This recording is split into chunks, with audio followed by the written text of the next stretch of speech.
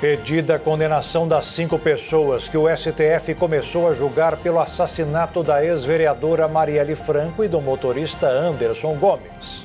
Supremo decidiu que o SUS deverá garantir aos beneficiários 80% dos medicamentos contra o câncer. Tempestades mataram pelo menos 28 pessoas e causaram muita destruição em Minas Gerais. O último balanço mostrou que ficou mais difícil a aprovação dos candidatos a tirar a carteira de motorista. Estados Unidos baixaram para 10% a tarifa global para as importações que entrou em vigor hoje. Maior conflito desde a Segunda Guerra Mundial entre a Rússia e a Ucrânia está completando 4 anos de aniversário. Saiu o decreto do governo que revogou a permissão da privatização de hidrovias em territórios indígenas. E a partir do próximo dia 1º, os brasileiros terão nova regra para trabalhar aos domingos e feriados. Agora no Jornal das 22.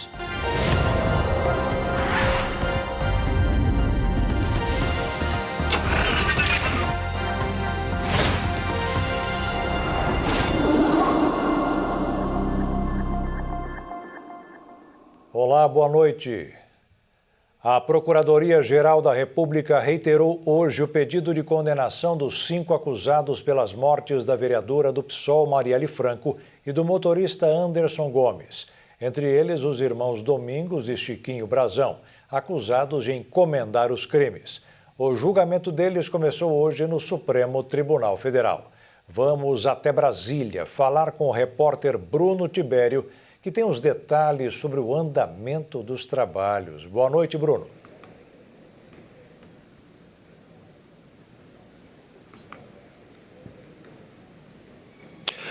Uma boa noite, Jaqueta, que nos acompanha de casa. Olha, a primeira turma do Supremo começou o julgamento, então, dos acusados, de planejar o assassinato da vereadora Marielle Franco e também do motorista Anderson Gomes. Esse crime, inclusive, ele aconteceu no mês de março de 2018, lá no Rio de Janeiro. Segundo a denúncia da Procuradoria-Geral da República, os irmãos Chiquinho Brazão e Domingos Brazão, ex-conselheiro do Tribunal de Contas do Estado do Rio de Janeiro, planejaram o crime como retaliação à atuação política da parlamentar contra a grilagem de terras em áreas que eram dominadas por milícias. Na parte da manhã, falaram o relator ministro Alexandre de Moraes, o vice-procurador da República, o vice-procurador-geral da República, Hindenburgo Chateaubriand, e também o defensor público Pedro Paulo Lourival Carrier. A gente separou algumas falas que ocorreram durante a parte da manhã. Vamos conferir. Rony Lessa, previamente ajustado e com unidade de propósitos com Elcio Vieira de Queiroz, Maxwell Simões Correia, conhecido por Suei, Ronald Paulo Alves Pereira, conhecido por Major Ronalds, Domingos Inácio Brazão, João Francisco Inácio Brazão, conhecido por Chiquinho, Rivaldo Barbosa de Araújo Júnior e Edmilson da Silva de Oliveira, conhecido por Macalé, matou as vítimas Marielle Francisco da Silva e Anderson Pedro Matias Gomes. Há nos autos, com efeito, prova robusta de que a organização criminosa composta pelos denunciados e por integrantes de milícias praticava de forma sistemática os crimes de extorsão, de usura e de parcelamento irregular do solo. Há um conjunto de elementos probatórios, prova testemunhal, prova pericial, até uma prova pericial para evidenciar o valor comercial da área, que seria uma forma de pagamento honesta. Tem nos autos. Ou seja, você tem prova pericial, vocês têm um conjunto de elementos probatórios fortíssimos que vão lhe dar a famosa paz de espírito de racionalidade ao julgador. Pois é, e a denúncia ela afirma que os irmãos teriam determinado ao miliciano conhecido como Macalé, Edmilson da Silva Costa, que organizasse a execução contratando o ex-policial Rony Lessa, apontado então como autor dos disparos. Há também outros acusados, como o ex-chefe da Polícia Civil do Rio de Janeiro, Rivaldo Barbosa, que inclusive foi acusado de receber propina mensal de milicianos e também contravertores e de ter sido inclusive informado sobre o plano. Outro acusado também é o Ronald Paulo Alves Pereira. Ele é apontado como responsável por monitorar a rotina da vereadora, inclusive coletando informações ali para tentar viabilizar esse crime. Já Robson Calixto Fonseca, conhecido como Peixe, ele é ex-assessor do Tribunal de Contas e é acusado de manter as relações do gabinete de Domingos Brazão com milícias da Zona Oeste. Ele também responde por organização criminosa. Bom, tivemos então todas as falas da parte da manhã e também o julgamento ele se estendeu também na parte da tarde, quando foi a vez das sustentações orais das defesas. Então os advogados dos acusados, eles contestaram a denúncia e questionaram a validade e também a suficiência das provas. Nós também separamos essa parte da tarde, no momento em que os advogados eles estavam fazendo as suas sustentações orais. Vamos conferir esse momento. O próprio Beto Bomba confessou que esse áudio, que essa manifestação foi manipulada. Ele criou junto com Marcelo Siciliano para que pudesse mudar os rumos da investigação. A nomeação de Rivaldo a chefe de polícia não teve interferência de político local, de autoridade pública local e muito menos dos irmãos Brazão. Até porque não faria sentido algum, se a intervenção é federal, eu buscar indicação, buscar nomes, ligados a políticos locais. Efetivamente, Rony Lessa descaradamente falta com a verdade em vários aspectos e em outros a investigação. Não estamos falando aqui de pessoas que tinham qualquer tipo de proximidade. Não estamos falando de pessoas que sequer eram do mesmo grupo. Estamos falando de pessoas que possuíam interesses antagônicos, visões distintas a respeito da realidade e, de certa forma, em alguns momentos, competiam entre si. A história de Rony Lessa é uma história sem pé nem cabeça. Mentira. É uma história com pé e cabeça porque ele é um sujeito inteligente, mas é uma história construída. Como é que o Robson veio parar nesse processo, senhor ministro relator? Só com a colaboração do Rony Lessa, não tem nada, nunca teve nada contra ele.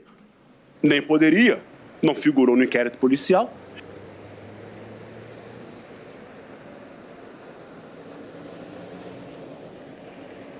Bom, então tá aí as falas dos advogados, dos acusados, e depois dessas falas se encerrou a sessão desta terça-feira. Então, a partir desta quarta-feira, a partir de amanhã, às 9 horas da manhã, o ministro Alexandre de Moraes ele vai iniciar a leitura do voto e, na sequência, deve votar então a ministra Carmen Lúcia e também Cristiano Zanin. Jaqueto, volto com você aí no estúdio. Ok, Bruno, obrigado pelas informações. Daqui a pouco você volta com outras notícias. E subiu para 30 o número de mortes provocadas pelo temporal que atingiu as cidades de Ubá e Juiz de Fora, no interior de Minas Gerais. Centenas de famílias estão desabrigadas. O governo federal reconheceu o estado de calamidade pública. Uma chuva intensa deixou um rastro de destruição em várias partes de Juiz de Fora e da cidade vizinha Ubá, no interior de Minas Gerais. A lama tomou conta das ruas, das casas e dos comércios. O governo federal reconheceu o estado de calamidade pública. A prefeita de Juiz de Fora, Margarida Salomão, do PT, publicou em vários momentos do dia em suas redes sociais informações sobre as buscas dos desaparecidos. Ela também decretou o luto oficial na cidade de Juiz de Fora por 3 dias. Gente, hoje é o dia mais triste dos meus 5 anos e 2 meses de governo. Porque é o dia em que nós temos que registrar pela primeira vez perdas de vida decorrentes desses fenômenos climáticos, deslizamentos de encostas. Nós até aqui a gente conseguia chegar antes. Mas ontem, infelizmente, foi tanta água que nós tivemos o solo já encharcado, nós tivemos essa tristeza inqualificável, perda de vida. Então eu quero, em nome do município de Juiz de Fora, fazer chegar às suas famílias o nosso abraço, vamos apoiar tudo que a gente puder. E nesse momento eu estou decretando luto oficial por 3 dias, em memória de todas essas pessoas de Juiz de Fora que ontem perderam suas vidas. O governador de Minas Gerais, Romeu Zema, afirmou que o estado está mobilizado para ajudar as cidades atingidas pelas fortes chuvas. O político evangélico afirmou que Minas vive um dia triste. Por meio das redes sociais, o presidente Luiz Inácio Lula da Silva se solidarizou com a população e informou que foi solicitada uma equipe de coordenação da Força Nacional do Sistema Único de Saúde, o SUS, e que a Defesa Civil Nacional trabalhe em alerta máximo. Mesmo com tantas mortes, o Corpo de Bombeiros Militar de Minas Gerais resgatou pelo menos 100 pessoas com vida. A destruição foi causada pelo fenômeno climático Cavado, que impulsionou as chuvas recordes. Cavado é uma região que favorece a subida do ar e a formação de nuvens e tempestades. É como se fosse uma área onde o ar está mais leve, mas também em altitudes elevadas. O evento ocorreu pelo excesso de calor e umidade, que favoreceu a formação de nuvens carregadas e os temporais. De acordo com a Defesa Civil Municipal, esse mês já se tornou o fevereiro mais chuvoso da história de Juiz de Fora. Foram registrados mais de 460 milímetros de chuva, quase 3 vezes mais do que o previsto. O recorde anterior era de fevereiro de 1988. De acordo com especialistas, o número ilustrou o fato dos extremos climáticos estarem cada vez mais frequentes em todo o planeta. As chuvas de fevereiro não têm dado trégua também à região metropolitana do Rio de Janeiro, onde 600 pessoas estão desalojadas. Na Baixada Fluminense, em São João de Meriti, uma idosa de 85 anos morreu afogada. A cidade está em alerta máximo. A forte chuva em São João de Meriti provocou morte, destruição e desespero na Baixada Fluminense. De acordo com relatos de moradores, a água invadiu residências, arrastou móveis e deixou famílias ilhadas. O volume de chuva chegou a 105 milímetros. De acordo com o Panorama Meteorológico Estadual, o risco permanece muito alto em vários municípios do Rio de Janeiro. Diante da gravidade da situação, o município entrou em estágio 5, nível máximo de alerta. Sirenes foram acionadas. Diante do cenário, a Prefeitura decretou situação de emergência, o que permite a adoção de medidas administrativas e operacionais para agilizar o atendimento à população e a recuperação das áreas afetadas. Além das ações emergenciais, o município informou que adotou as providências legais para apurar possíveis responsabilidades relacionadas a impactos estruturais que possam ter agravado os alagamentos, com o objetivo de garantir a responsabilização e a reparação de eventuais danos à população e à cidade. A Defesa Civil permanece mobilizada, fazendo vistorias nos pontos mais afetados e monitorando as condições do tempo. Também seguem os alertas de risco alto para deslizamentos em parte dessas regiões. A Prefeitura de São João de Meriti informou que entrou com ação civil pública contra a empresa Prolojas, solicitando a apresentação e execução de uma solução definitiva para os impactos causados por sua instalação no município, especialmente na região da Venda Velha. A Secretaria Municipal de Meio Ambiente também adotou medidas administrativas imediatas, realizando o embargo das obras e aplicando multa à empresa pela alteração do projeto sem comunicação ao órgão licenciador, em descumprimento de condicionantes ambientais. Já as chuvas em São Paulo continuam e o número de mortos por causa dos temporais vem crescendo no estado. O litoral paulista é a região mais afetada e a passagem de uma frente fria deve manter a previsão de chuva ao longo da semana. A Defesa Civil do Estado de São Paulo confirmou mais mortes relacionadas às chuvas registradas desde o início da Operação SP Sempre Alerta em dezembro de 2025, totalizando 19 óbitos. A operação é realizada todos os anos e tem duração de 4 meses, de dezembro a março. O número atual já se aproxima do total registrado na edição anterior da operação. Entre dezembro e março do último ciclo, 23 pessoas morreram em decorrência das chuvas no estado. A Defesa Civil alertou para a previsão de chuvas persistentes ao longo da semana em várias regiões paulistas. A mudança no tempo ocorre por causa da chegada de uma frente fria que deve provocar precipitações frequentes, em alguns momentos de forte intensidade, principalmente no litoral e na faixa leste do estado. No litoral paulista, os temporais já provocam impactos em diferentes cidades. Em Peruíbe, mais de 300 pessoas ficaram desabrigadas e outras 100 foram desalojadas. Em 3 dias, a cidade registrou volume de chuva superior ao esperado para todo o mês de fevereiro. Em Mongaguá, cerca de 800 imóveis foram afetados pelo transbordamento de rios e pela inundação de ruas. Já em Ubatuba, 2 pessoas morreram em um naufrágio durante condições climáticas adversas, em um período que acumulou chuva equivalente à média histórica de fevereiro. A Defesa Civil recomenda que a população acompanhe os comunicados oficiais e redobre os cuidados, evitando áreas sujeitas a alagamentos e deslizamentos. Em situações de emergência, a orientação é acionar os serviços competentes. O órgão acrescentou que as equipes estaduais seguem mobilizadas, com monitoramento meteorológico em tempo real, análise de áreas de riscos e suporte técnico às prefeituras. O gabinete de crise permanecerá ativo enquanto houver necessidade de coordenação ampliada das ações. E a seguir, ministros do STF participam de reunião para tentar acabar com os penduricalhos nos salários dos três poderes. E o último balanço mostrou que ficou mais difícil a aprovação dos candidatos a tirar a carteira de motorista.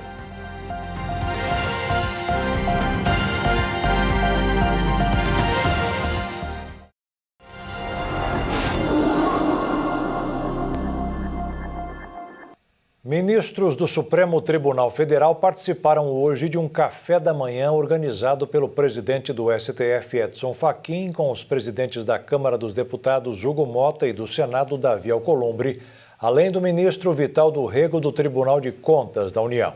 O objetivo foi começar a encontrar uma solução consensual entre os três poderes para acabar com os penduricalhos salariais. Para entender melhor este assunto, voltaremos a Brasília com o nosso repórter Bruno Tibério. Bruno, é com você.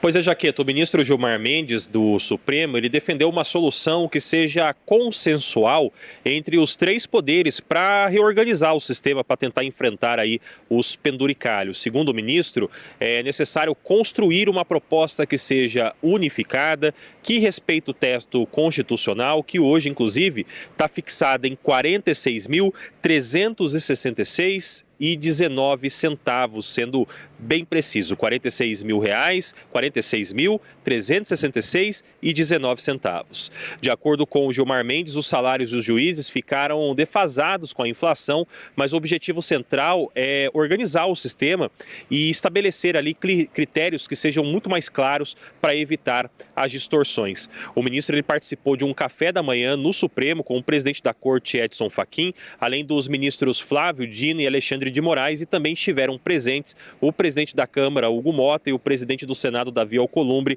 além do presidente do Tribunal de Contas da União, o ministro Vital do Rego. O encontro ele teve o objetivo de selar esse compromisso, de elaborar essa proposta de transição para pagamentos que ultrapassem, então, esse teto de R$ 46 mil. Uma das alternativas que está sendo muito debatida é o retorno da gratificação por tempo de serviço como forma de substituir as verbas indenizatórias que são consideradas como penduricalhos. Então, nesta quarta-feira, o plenário do Supremo ele deve analisar a liminar do ministro Flávio Dino, que suspendeu o pagamento de valores acima do teto constitucional para servidores dos três poderes. A decisão ela também determinou a suspensão de novas legislações ou até atos normativos que criem benefícios que vão ser pagos e que fiquem acima do limite constitucional. Em uma decisão que foi feita também de forma separada, Gilmar Mendes determinou que as verbas indenizatórias elas só podem ser pagas a pessoas do Judiciário e do Ministério Público quando estiverem previstas em lei que foi aprovada pelo Congresso Nacional. O ministro, inclusive, estabeleceu aí um prazo de 60 dias para que tribunais e ministérios públicos estaduais suspendam os pagamentos baseados em leis locais que contraditem, então, esse teto, que ultrapassem esse teto, além de fixar um prazo de 45 dias para a interrupção de benefícios que foram criados, então, por decisões administrativas. O tema ele tem mobilizado associações da magistratura, também do Ministério Público e também da Defensoria, que tem, inclusive, Jaqueto, se reunido com ministros do Supremo para tentar defender aí novas flexibilizações. Então, esse assunto tende aí a dar muito pano para manga, como costuma se falar muito aqui em Brasília, ainda a partir de amanhã com a votação que vai acontecer aqui no Supremo. Jaqueto, volto com você aí no estúdio. Ok, Bruno, muito pano para manga mesmo. Uma boa noite para você e até amanhã. Tchau. Os gastos de brasileiros no exterior cresceram e chegaram ao maior nível para janeiro desde 2015. Os turistas desembolsaram mais de 11 bilhões de reais. Os brasileiros que viajaram para o exterior gastaram mais de 2 bilhões de dólares em janeiro deste ano. o equivalente a 11 bilhões e 200 milhões de reais. O valor representa o maior nível das despesas fora do país para o mês em 11 anos, quando foram gastos 11 bilhões e meio de reais. Os dados constam das estatísticas do setor externo, divulgadas pelo Banco Central. Para efeito de comparação, em janeiro do ano passado, os viajantes brasileiros gastaram cerca de 9 bilhões e 200 milhões em outros países. Já a diferença entre os gastos de estrangeiros no Brasil ficou negativo em 7 bilhões e meio em janeiro. Historicamente, o volume gasto por brasileiros no exterior é maior do que o estrangeiro em solo brasileiro. Para efeito de comparação, os estrangeiros gastaram 9% a menos no Brasil do que em janeiro do ano passado, quando as despesas dos turistas no país foram de mais de 4 bilhões de reais na cotação atual. A insegurança no mercado mundial com a atual política econômica dos Estados Unidos implantada pelo presidente Donald Trump continua espantando os investidores de lá. Quem sente a entrada de capitais são os países emergentes, como o Brasil. Aqui no Brasil, o dólar fechou mais uma vez em queda. Com a baixa de 0,26%, a moeda está cotada em R$ 5,15. E a Bolsa de Valores bateu novo recorde, com uma alta de 1,4% aos 191.490 pontos. O presidente Lula se reuniu com o presidente dos Emirados Árabes Unidos, Mohammed bin Zayed.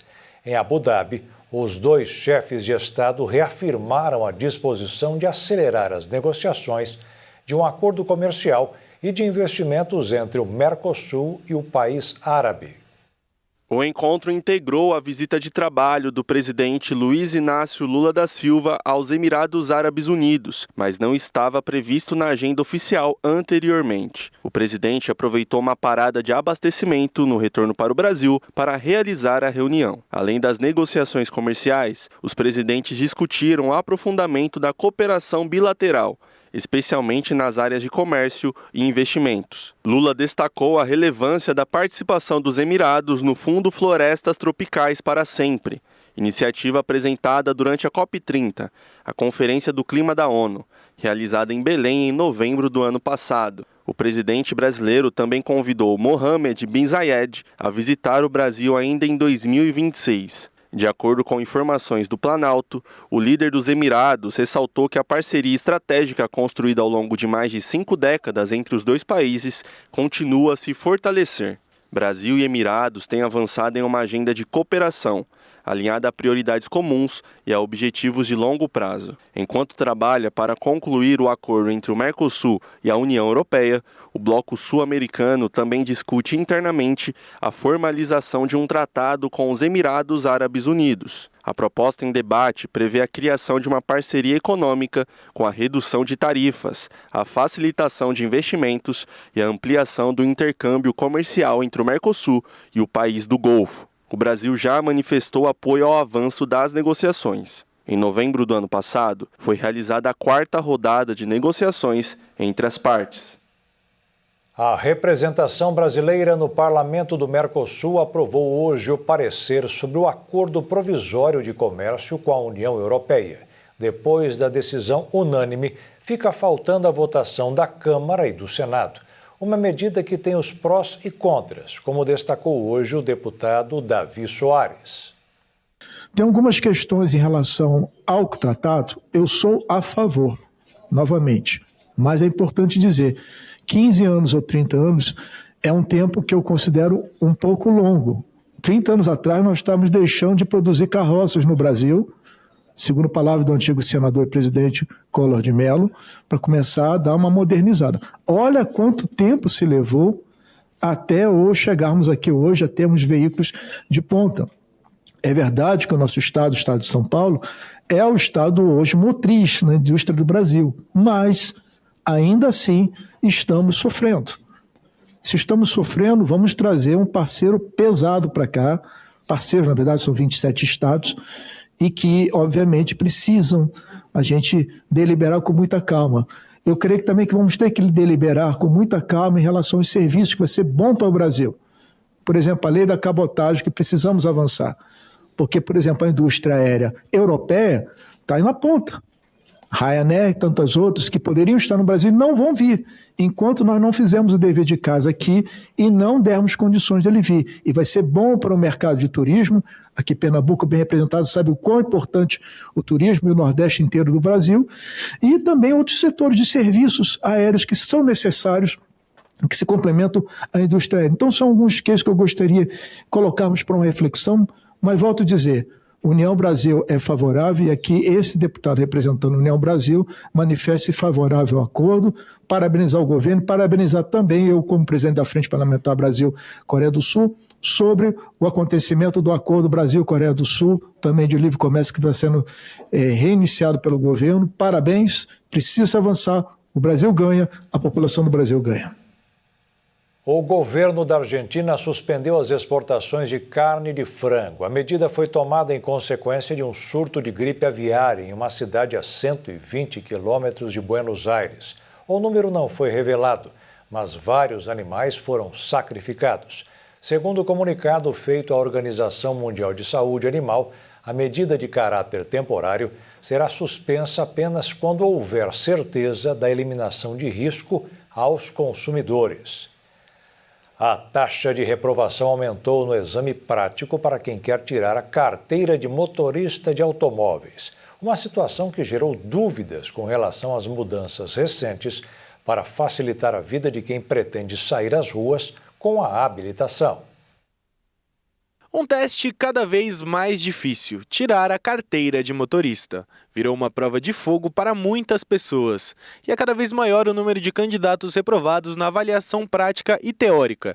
Segundo dados do Ministério dos Transportes, em 2019 o índice de reprovação era de 2%, tanto no caso da prova tipo A de moto, como no tipo B de carro. Mas em 2025 a porcentagem aumentou para mais de 5% para veículos de duas rodas e quase 7% para carros. Segundo o advogado da CESP, Wagner Freitas, os índices estão dentro da normalidade e os motivos que mais causam reprovação são o teste de baliza e a desatenção, como deixar o carro atingir um obstáculo. A baliza, ela tinha um caráter para você conseguir avaliar se o candidato ele tinha domínio tanto do tamanho do veículo, também do controle de embreagem e freio. A retirada faz com que você leve candidatos que não têm essa noção de espaço e também de domínio da máquina para o trânsito.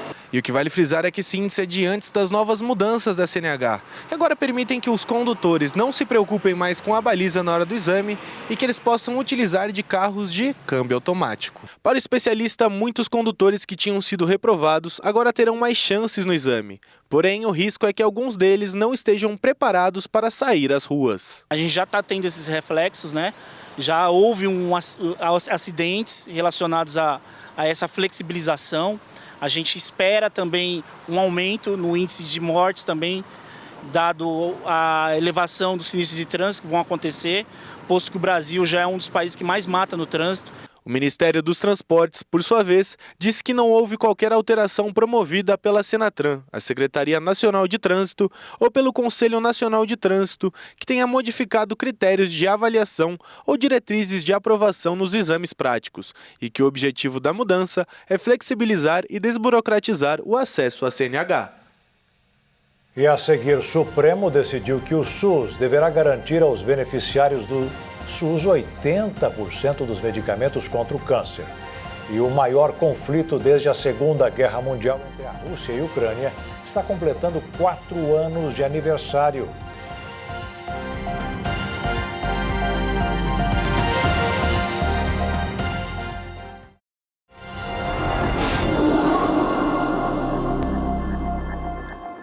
Saiu um novo alerta para o risco da contaminação dos brasileiros pela dengue. Além da ampla circulação do vírus da doença, os pesquisadores estão preocupados com um novo sorotipo, contra o qual a população não tem imunidade específica.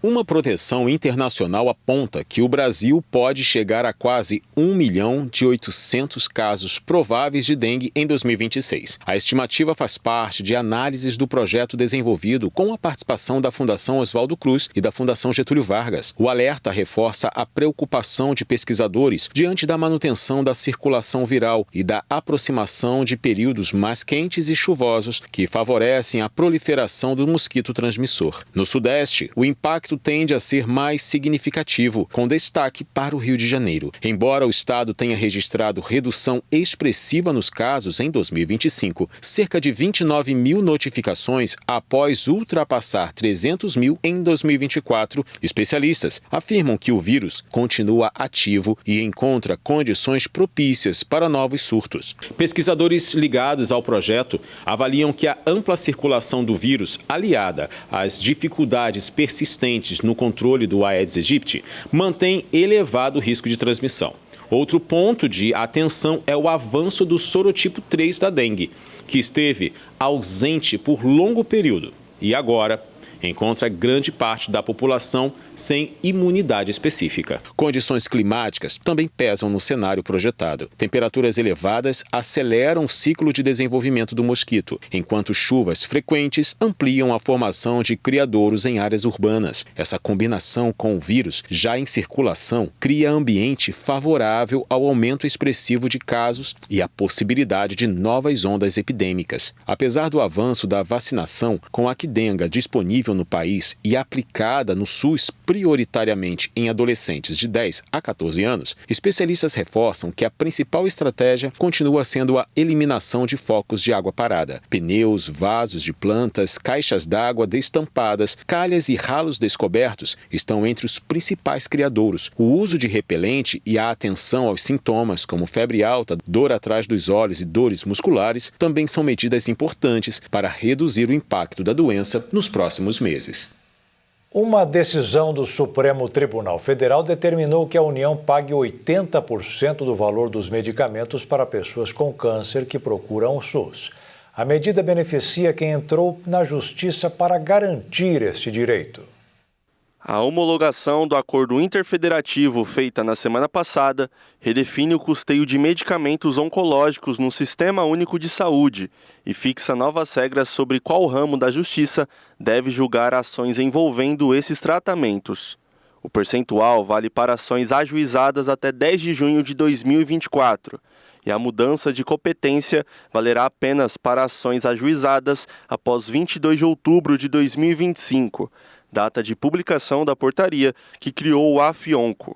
Nos casos desses medicamentos obtidos por aquisição centralizada pelo Ministério da Saúde, as ações devem tramitar na Justiça Federal e o fornecimento caberá à União. Já nas hipóteses de medicamentos adquiridos por negociação nacional ou por aquisição descentralizada, as ações tramitarão na Justiça Estadual, cabendo o fornecimento aos estados ou municípios. Em relação aos medicamentos não incorporados, fica mantido o definido no tema 1234. Ações para aquisição de medicamentos de custo anual superior a 210 salários mínimos devem transitar na Justiça Federal. Medicamentos de custo anual inferior ficam na Justiça Estadual. A discussão foi retomada após o Ministério da Saúde editar a portaria, que instituiu o componente da assistência farmacêutica em oncologia. A norma reorganizou o financiamento, a aquisição e a dispensação desses medicamentos no SUS. O relator do caso, o ministro Gilmar Mendes, propôs a inclusão de uma nova tese para disciplinar a competência jurisdicional nas demandas envolvendo medicamentos oncológicos incorporados ao Sistema Único de Saúde. Para preservar a segurança jurídica e evitar a redistribuição de processos já em andamento, o Supremo modulou os efeitos da decisão. Ficou definido que nos casos de aquisição centralizada pelo Ministério da Saúde, a competência será da Justiça Federal. Já nos casos de aquisição descentralizada, a competência será da Justiça Estadual. A tarifa comercial para os países do mundo inteiro, instituída pelo presidente dos Estados Unidos, Donald Trump, entrou em vigor hoje com uma mudança. Em vez de pagar 15% nas negociações, quem vender ou comprar produtos aos americanos terá que desembolsar 10%. Em reação à decisão da Suprema Corte que derrubou suas tarifas justificadas por motivos de emergência, Trump anunciou inicialmente uma nova taxa global temporária de 10% na sexta-feira da semana passada. Já no sábado, ele disse que aumentaria para 15%. Em aviso descrito como destinado a fornecer orientações sobre a proclamação presidencial de 20 de fevereiro de 2026, a alfândega informou que, tirando os produtos especificados como sujeitos a isenções, as importações estarão sujeitas a uma taxa ad valorem adicional de 10%. A medida aumentou a confusão em torno da política comercial dos Estados Unidos, sem nenhuma explicação sobre o motivo pelo qual a taxa mais baixa foi usada. O jornal Financial Times publicou que a Casa Branca disse que o aumento de 15% virá mais tarde. A cobrança das novas tarifas começou à meia-noite, enquanto a cobrança das tarifas anuladas pela Suprema Corte foi suspensa. Elas variavam de 10% a 50%. A lei da seção 122 permite que o presidente imponha as novas tarifas por até 150 dias a todos os países para lidar com déficits grandes e graves na balança de pagamentos e problemas fundamentais de pagamentos internacionais. A ordem tarifária de Trump argumenta que existe grave déficit na balança de pagamentos, na forma de um déficit comercial anual de 1 trilhão e 200 bilhões de dólares em bens dos Estados Unidos, e um déficit em conta corrente de 4% do produto interno bruto, além de uma reversão do superávit de renda primária do país. Na última segunda-feira, Trump advertiu os países contra o recuo dos acordos comerciais recentemente negociados com os Estados Unidos, afirmando que, se o fizerem, ele adotará tarifas muito mais altas sob diferentes leis comerciais. O Japão informou que solicitou aos Estados Unidos que garantam que seu tratamento sob novo regime tarifário seja tão favorável quanto no acordo existente. Tanto a União Europeia quanto o Reino Unido indicaram que desejam manter os acordos já firmados. Já alguns produtos do Brasil ficaram de fora da nova taxação. Produtos brasileiros isentos da sobretaxa de 15%, produtos agrícolas e alimentares, castanha, suco de laranja, minério de ferro, carvão, gás, petróleo bruto e derivados e energia elétrica. O setor de aviação também foi favorecido. Aviões e aeronaves motorizadas, aeronaves não tripuladas e helicópteros estão isentas das novas tarifas. A guerra entre Rússia e Ucrânia está completando 4 anos. Os presidentes Volodymyr Zelensky e Vladimir Putin continuam tentando negociar, enquanto os bombardeios não param e aumentam as mortes e destruições. Ao longo dos 4 anos da invasão militar da Rússia, a guerra devastou especialmente o leste, onde cidades inteiras estão em ruínas. No último balanço feito pela ONU em 2025, mais de 15 mil pessoas morreram e outras 40 ficaram feridas no território ucraniano. Além de toda a preocupação com o território e as pessoas que da noite para o dia tiveram que abandonar suas rotinas, uma coisa chamou a atenção na guerra. Foi a forma como vimos os ataques sendo feitos. A Rússia mudou a maneira de fazer guerra. A mudança mais fácil de enxergar é a revolução que as tropas do ditador russo usam os drones que destroem prédios e pontos estratégicos. Os ataques destruíram as redes de energia e, mesmo após todos esses anos, o número de mortos ainda é desconhecido. Os russos também usaram aviões de combates sem pilotos e robôs que cada vez menores e mais letais. Mesmo com um grande poder destrutivo, o ditador russo viu que a grande operação militar dele duraria muito mais tempo do que esperava. A Ucrânia, com os recursos cada vez mais escassos e com a ajuda da Europa e de vez em quando dos Estados Unidos, vai se mantendo de pé da maneira que consegue, enquanto o acordo definitivo de paz não é assinado. O presidente ucraniano Volodymyr Zelensky faz apelos aos aliados para que mantenham seu apoio à batalha contra seu vizinho. As negociações de paz são mediadas pelos Estados Unidos, mas as divergências políticas e territoriais travaram o avanço da assinatura. Um dos pontos controversos do plano é a região de Donbás. A Rússia exige a retirada completa das forças armadas da Ucrânia de toda a região, enquanto os Estados Unidos propõem a criação de uma zona econômica livre ou desmilitarizada nas regiões não ocupadas pela Rússia. Enquanto os países não chegam a um denominador comum, a reconstrução da Ucrânia é discutida por nações e entidades. Isso porque o Banco Mundial, junto com as Nações Unidas, Comissão Europeia e o governo ucraniano, afirmaram que a reconstrução da economia do país custará cerca de 600 bilhões de dólares. o equivalente a pouco mais de 3 trilhões de reais na próxima década. Este valor equivale a quase 3 vezes o PIB estimado da Ucrânia no ano passado. Das necessidades de longo prazo está a reconstrução e recuperação nos setores de transporte, energia, moradia, comércio e indústria e o setor agrícola. E a seguir, saiu o decreto do governo que revogou a permissão da privatização de hidrovias em territórios indígenas. E a partir do próximo dia 1º, os brasileiros terão nova regra para trabalhar aos domingos e feriados.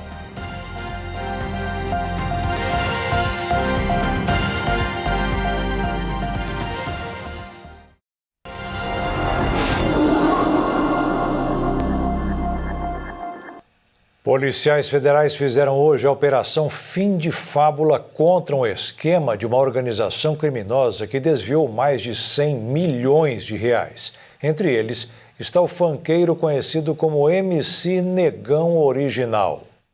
A operação, batizada de Fim da Fábula, cumpriu mais de 120 mandados de busca e apreensão nos estados de São Paulo, Minas Gerais e Distrito Federal. E também cumpriu 53 mandados de prisão temporária contra suspeitos de aplicarem vários golpes. Um deles é o do falso advogado do INSS. Esse golpe ocorre quando os criminosos, com dados dos profissionais do INSS, se passam por eles e entram em contato com os clientes que estão com processos em abertos e pedem para as vítimas transferirem via Pix valores para destravarem algum falso benefício. Além desse, estão fraudes com cartões clonados, falsas centrais telefônicas e o uso de bets e fintechs para a clonagem de chaves Pix. Um dos principais alvos da mega operação conduzida pela Polícia Civil e o Ministério Público do Estado de São Paulo é João Vitor Ribeiro, conhecido como o MC Negão Original. A polícia foi até 2 endereços ligados ao MC em Mogi das Cruzes, na região metropolitana de São Paulo, mas ele não foi encontrado. Além disso, a pedido do Ministério Público, a Justiça determinou o bloqueio judicial de até 100 milhões de reais em cada uma das 86 contas correntes de pessoas físicas e jurídicas que foram citadas nas investigações. Os investigadores também identificaram mais de 35 imóveis ligados aos suspeitos, inclusive com eles sendo registrados em nomes de laranjas, além de centenas de veículos, embarcações, joias e valores em espécie. A operação apontou que ao menos 66 pessoas foram vítimas dos esquemas. De acordo com as investigações, o grupo criminoso adotava o modelo conhecido como lavagem em camadas, que é quando o dinheiro ilícito é transferido para familiares, empresas de fachada e contas de terceiros para assim dificultar o rastreamento do dinheiro. Nos últimos 2 anos, o país registrou mais de 2 milhões de crimes em estelionato. Na mega operação, mais de 10 pessoas foram presas, todas do estado de São Paulo. O Senado aprovou hoje uma proposta de emenda à Constituição que obriga a União, em parceria com estados, municípios e o setor privado, a construírem uma rede para garantir locais de descanso para os motoristas de caminhão que trafegam pelas estradas do país. Hoje, existem apenas 11 pontos homologados onde é possível dormir e tomar banho em segurança. Antes de entrar em vigor, a PEC deverá ser analisada pela Câmara dos Deputados. Saiu hoje no Diário Oficial o decreto do governo que revogou a medida que permitia hidrovias na Amazônia para o transporte de grãos em áreas indígenas. A medida veio depois das reclamações de vários moradores da região. A revogação do decreto era uma exigência de manifestantes que acampavam há mais de um mês em frente à entrada do terminal da gigante agroindustrial na cidade de Santarém, estado do Pará. Os protestos continuaram, apesar de há 2 semanas o governo do presidente Lula ter anunciado a suspensão da dragagem do rio Tapajós, um afluente do rio Amazonas. Nós viemos hoje, eu e a ministra Sônia Guajajara, anunciar para vocês a revogação do decreto 12.600, definida após conversas com o presidente Lula e reunião com demais ministros. Hoje tomamos aqui uma decisão muito importante nesse diálogo com o presidente Lula, que mesmo em viagem escutou, dialogou com a gente para que a gente pudesse rever essa decisão. As comunidades indígenas brasileiras se opõem à expansão portuária e, em particular, à dragagem de rios, que consideram vitais para seu modo de vida. A partir do próximo dia 1º, uma nova lei só permitirá o trabalho aos domingos e feriados das categorias profissionais que tiverem acordo entre as empresas e sindicatos. A medida do Ministério do Trabalho e Emprego acabou com a autorização automática para abrir nesses dias. Domingos e feriados costumam ser dias de movimento intenso em determinados setores do comércio. Para muitos consumidores, é a oportunidade de comprar com mais tranquilidade. Para lojistas e funcionários, uma chance de aumentar as vendas e a renda. Mas a partir do dia 1º de março de 2026, essa rotina pode mudar.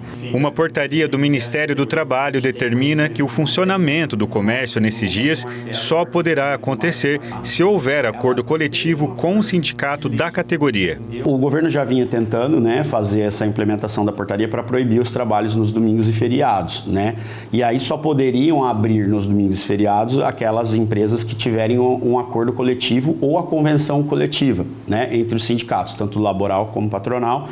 Que vamos pegar o exemplo aqui nosso da cidade de Dourados no comércio, já existe essa convenção coletiva que permite o comércio abrir uma vez aos domingos e os feriados específicos que estão lá dentro da convenção que podem abrir e outros que não podem, E lá também estão as regras de pagamento de horas extras, Então já consegue. Na prática, a regra retira a permissão geral que existia para o comércio funcionar em feriados.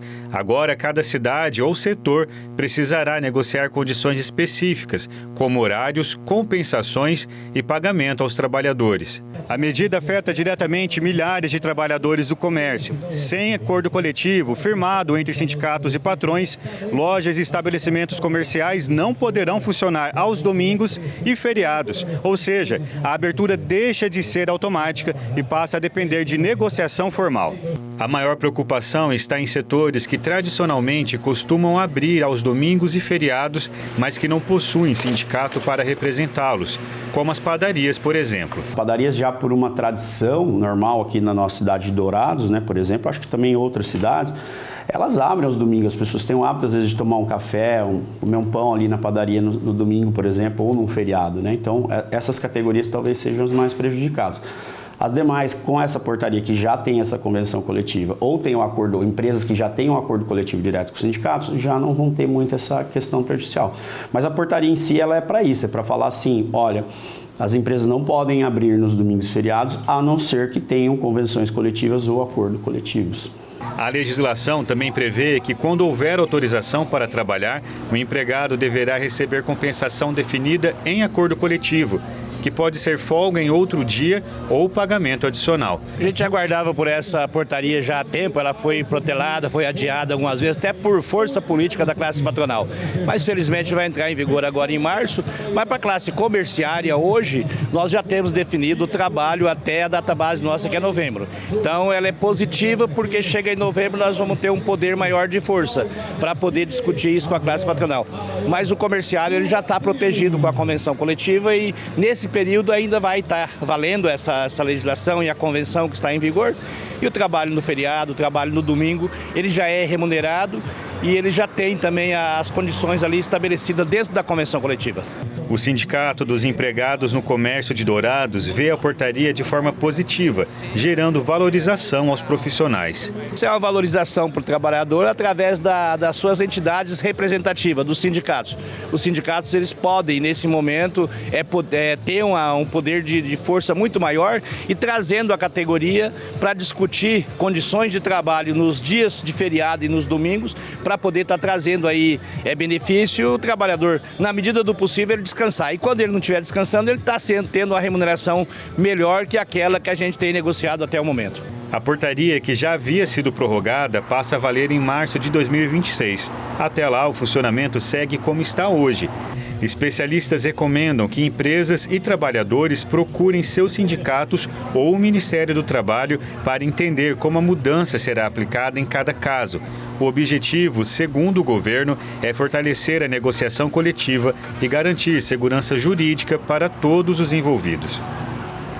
E o Jornal das 22 termina aqui. Uma boa noite para você e fique na paz. Tchau.